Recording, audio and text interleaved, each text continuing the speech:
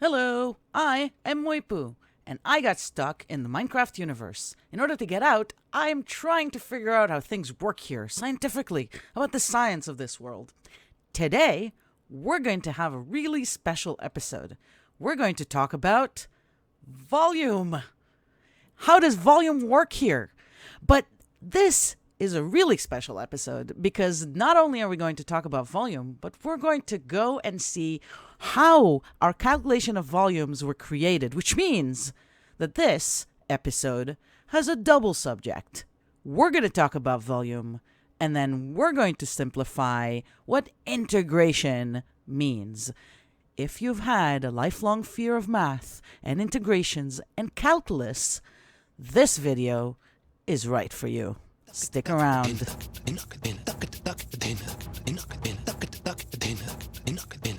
So when we talk about volume, we're really talking about how much three-dimensional space something takes around us. So this means that I could look at this mountain or little hill over there, with sheep on top of it, and figure out how much space it takes here, or this mountain, or this box. The volume doesn't really depend on how much material there is inside it.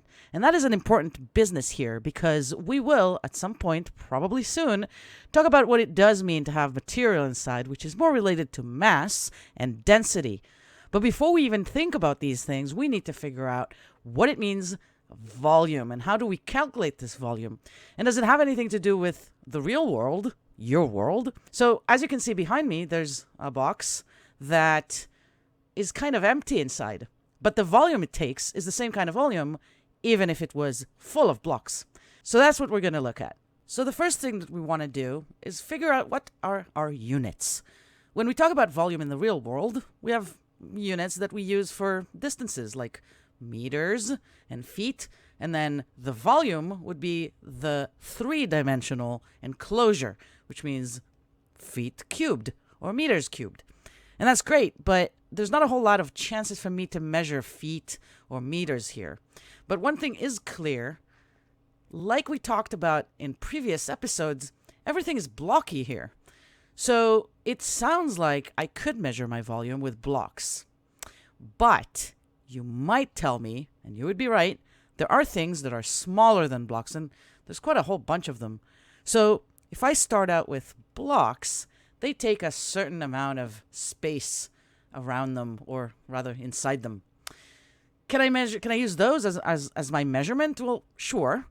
But you're right that there are other things like, slabs, which are half blocks. So if I put another slab on top of this one, it will take exactly the same space as a block. But there are also stairs that are 3/4 of a block, as you can see here. And I could put like another stair on top, but they're not filling in that little gap in there. So even if I put like stairs all around, there's still like 3/4 of a block here. And then there are also smaller things, like a button. Let me put a button here. Boop. There we go. That's tiny. It's a lot smaller than one block. Can I measure something's volume with like how many buttons there are in there? Maybe. Well, there are also smaller things still, like a sign. Well, look at this sign. It's tiny. Can I measure things by sign volume? Well, one thing about these smaller elements here, though, is that they don't seem to take the amount of space that we see. Everything here seems to still work by the grid of a block. So if I want to see how many signs or whether I can put like a sign in there, then the next sign up that I put in front of this one, bloop, see?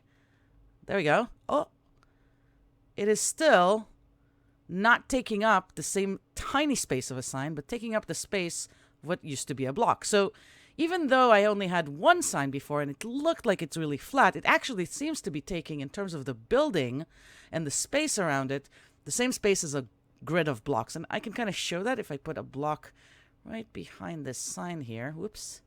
Right there. And then if I look here, you see, this sign here is basically taking the same space in the grid as this block. And the next sign up is right over it. And the same thing happens right here to this button. So if I put, like, I don't know, a slab on top of this button, see, it'll take all the space and go where the next block would come. And then I can also put, like, half blocks. But still, the entire grid of this build is a grid based on whole blocks.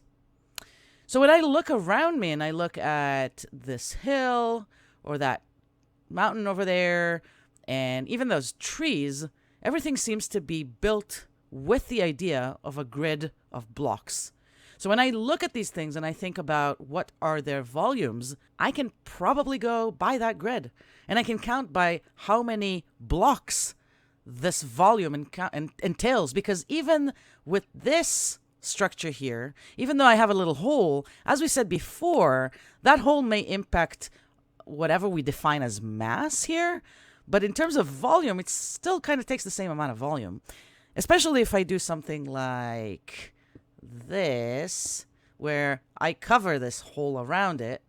Now, this structure exactly takes the same amount of volume. The only difference here would be that I could theoretically say that since at the top here I have like a little hole where a whole block would have been, I could kind of calculate the edges and minus out, like, say, a half here and maybe 3/4, or rather a quarter here.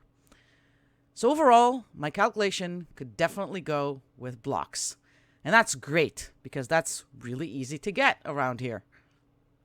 So since we settled on the fact that volume is basically the amount of blocks that could inhabit the enclosed space, we can test it now by looking at cubes. See, these cubes here behind me are completely full of blocks. And if we are really setting this up so that the volume is how many blocks in the grid, whether or not the grid is full or not is kind of irrelevant, but it is relevant for us to test with. So if I have full blocks, then if I mine out all of those blocks, then I can see how many blocks it had in there, which means basically what is its volume. And we can test whether or not that works out by just doing it. So the first one is 1, 2 over 1, 2. Now we know that a volume calculation, if we go with a cube, is width over height over length, which means 2 over 2 over 2, which is 8. Well, let's see if we get 8. There we go. We got 8 blocks. Okay, that worked out. Let's go to another one. This one is 1, 2, 3 over 3 over 3, which is 27. Will it be? Let's see. Okay, let's go. Get them all out. And now I need to collect all of them. There we go, 27 blocks. Well, that works out great. Well, let's try to do something with a, not a cube, more like a box that has different dimensions. So here I have 2 over 1, 2, 3, right? Over 1, 2, 3, 4, 5. So 2 over 3, that's 6. Over 5, that is 30. So let's try.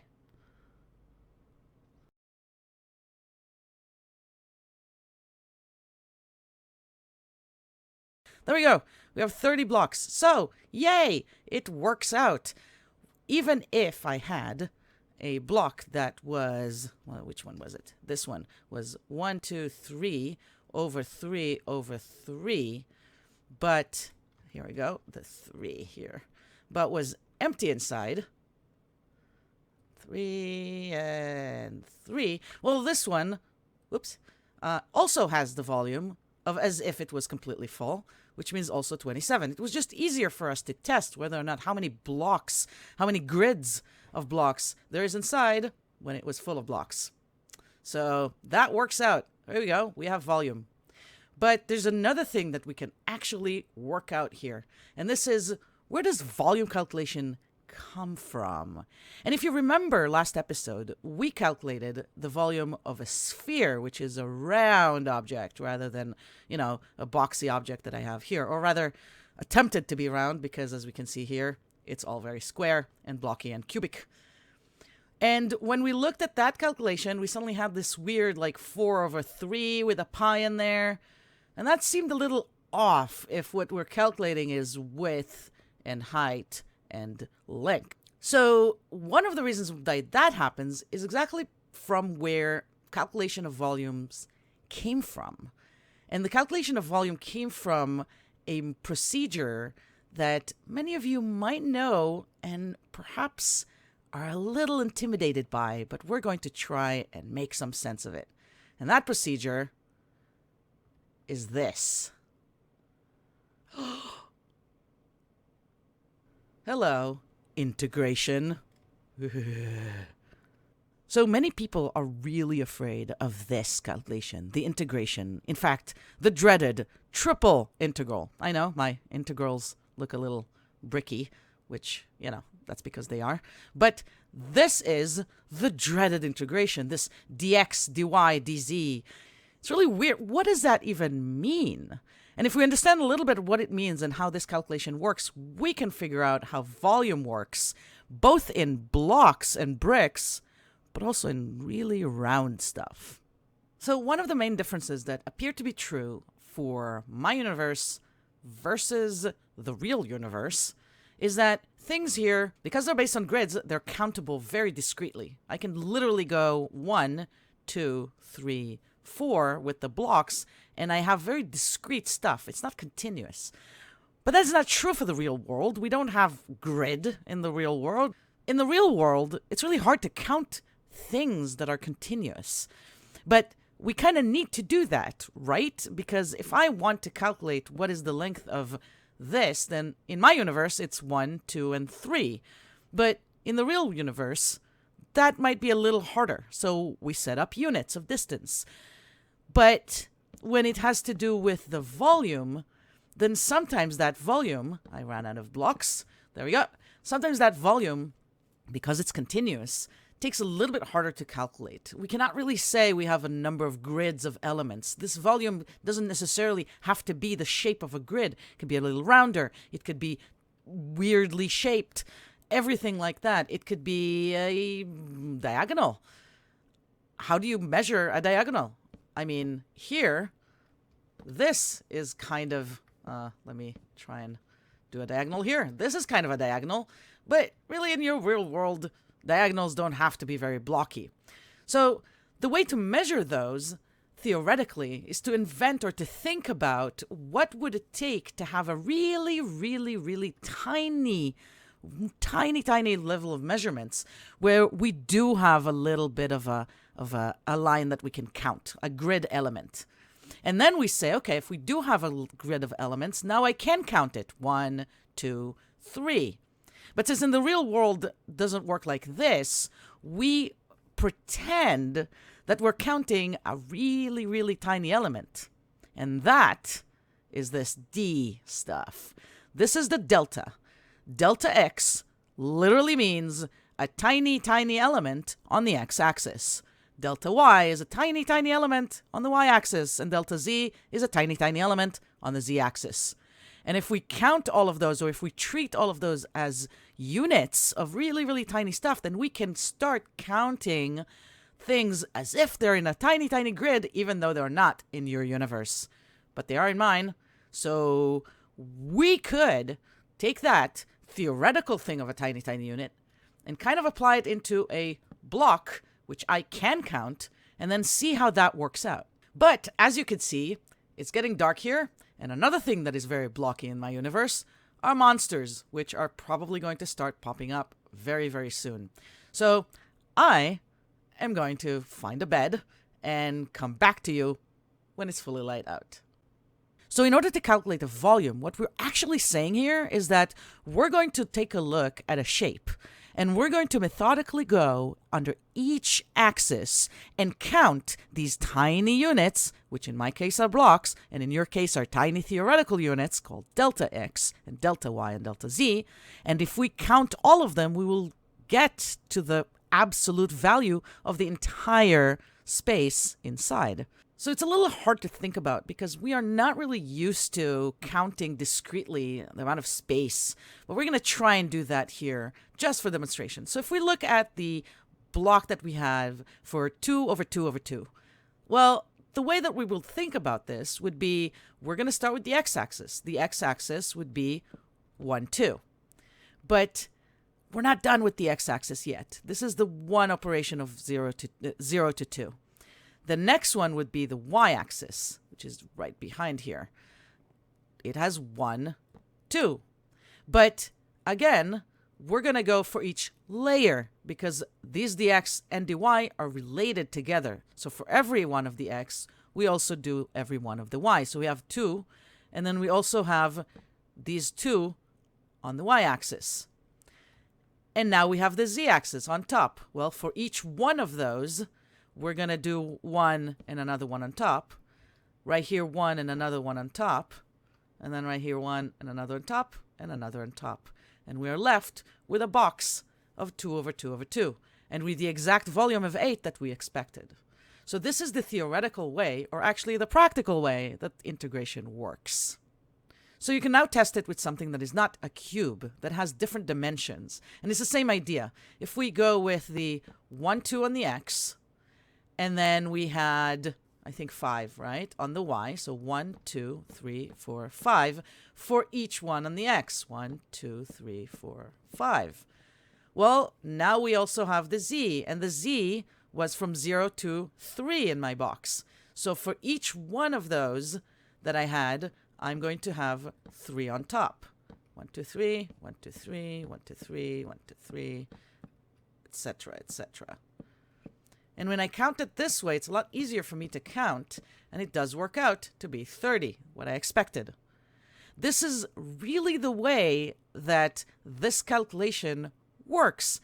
It's just a whole bunch of additions that are combined together, which means they're multiplications, from some sort of limits, from 0 to something, from 0 to something. We repeat this shape, and then we end up with the entire volume.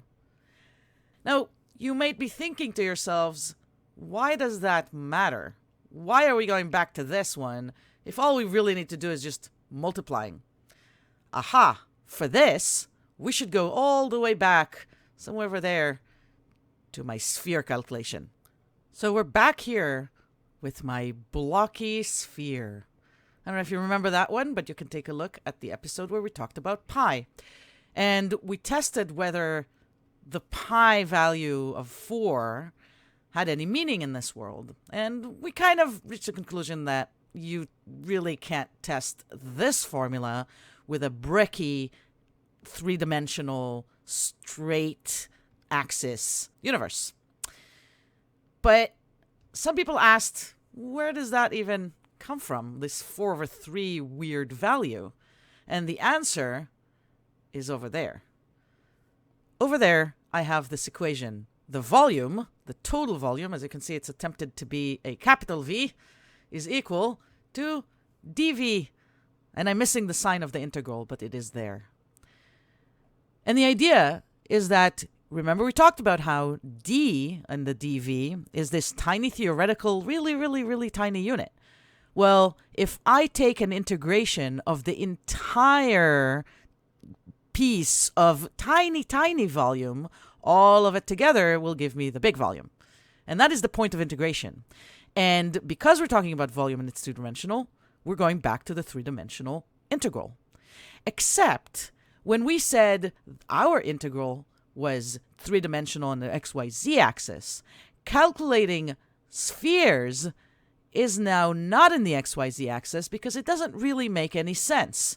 It's going to be really difficult for me to start counting and integrating when I have, 1, 2, 3 here, and then even if it was full, it would have been in the second layer 1, 2, 3, 4, 5, 6, 7. But then in the fourth layer, it's going to be 7, 8, 9, and then 11, etc., etc. Like, this is going to be a really weird integration. And it's not like we can't do it. We probably can. But one of the things that, mathematicians really understood right off the bat is that because in the real world, these things are continuous, they're not as bricky as mine, there's no need to go with the XYZ axis when we calculate. We could go with something different. We could go with polar and spherical coordinates. And this is what it would look like. Now, at this point, you might be a little terrified. And that's okay. We're not going to start solving this. But I wanted you to take a look at what this actually means, because I think that my current universe here, with all its blockiness, can actually explain how you can handle these dreaded triple integrations. Because really all this means is that instead of us going straight up and measuring things on X, Y, and Z axis, we are looking at here a equation that measures things in a round axis. So my R here is going to go from the center of the circle all the way to its circumference. My angle here, and these are just two angles I was attempting very badly to represent theta and rho, but one of the angles is going to be the angle that you're going to rotate around, because your R is not moving straight up, it's also rotating. But since this is a sphere, you're going to have one angle rotating this way and then another rotating up and then down the other way. So this is really all that it is. We're going to have all these limits, and if we solve them later with relatively simple multiplications afterwards, we're going to get that. So I hope that now you can see how my universe's principles, the idea that everything around here is basically on a grid, can help you calculate stuff in your universe. This understanding of what this delta something means is actually pretty cool, because I literally have a grid here, and it's going to make my life counting things and calculating things a lot easier. So there you have it. Now we have a way to measure our volume in my universe. This can lead us to other things, like maybe exploring what mass means here. For now, if you like this one, and if this helped you out, please like and subscribe. This is how I know how to make more videos for you. And for those of you out there that are stuck doing their finals or midterms, good luck. You can do it. Until next time.